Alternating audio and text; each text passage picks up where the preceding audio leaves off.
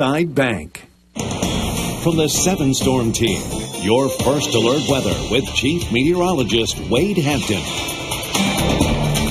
Well, good evening to you. It's definitely going to be a cold night tonight, probably the coldest we've seen thus far this season. I think frost will be fairly widespread if we can get the winds to calm tonight. Some of you do have calm winds, other places do not. I think the wind will calm later on tonight. So, again, prepare for frost no matter where you live. Even along the coast, we could see frost. Maybe not right at the water's edge, but certainly not very far from the coast. Frost will be possible. So even if you live in Cameron Parish, prepare for that. The other issue, though, is clouds that are showing up on satellite. And you can see some of those coming in from the west. I'll almost slide the radar and satellite picture over to the west. A lot more clouds to our west. So we may see at least partly cloudy skies tonight, which would probably at least impede the cooling process somewhat tonight. But these clouds are not all that thick. I think the satellite's kind of overdoing this just a little bit, but at this point, I'll watch it closely. But I'm going to leave the forecast alone, which will call for temperatures into the 20s and 30s tonight. As I said, the coldest of the season. A live look outside on some of our sky cams. You can't see much, but thought I'd leave it here for the weather. Definitely breezy at the coast still. Northeasterly winds 10 to 15 miles per hour. Temperature is 46. That's the same temperature that we're at here in downtown Lake Charles. But notice the winds about half of what they are at the coastline, in the single digits as far as wind speeds are concerned. 46 right now, the temperature in Westlake. This morning we were down into the 30s across most of the area,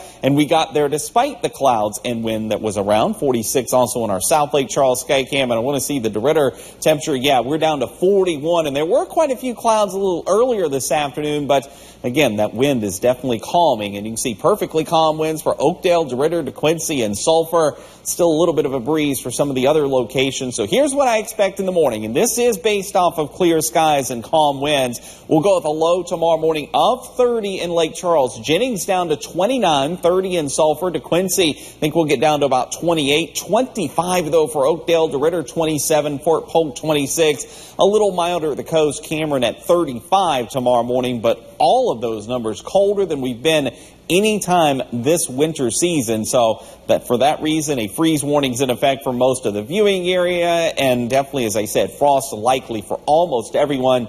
The only good news here, I don't think we're down to 25 for long enough in Oakdale to cause any major water pipe issues.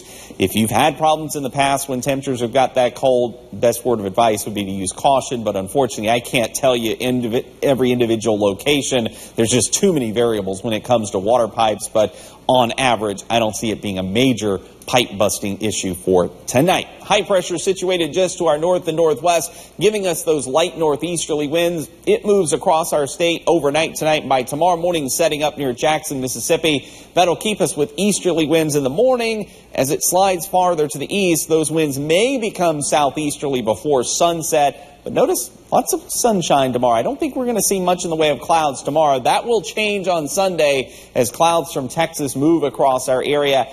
Don't think we're going to see much rain on Sunday. I've left rain officially out of the forecast. A little bit better chance on Monday as what looks to be the beginning of a series of couple of cold fronts moves across the area Monday into Tuesday, and then a second cold front will be coming in Wednesday into Thursday.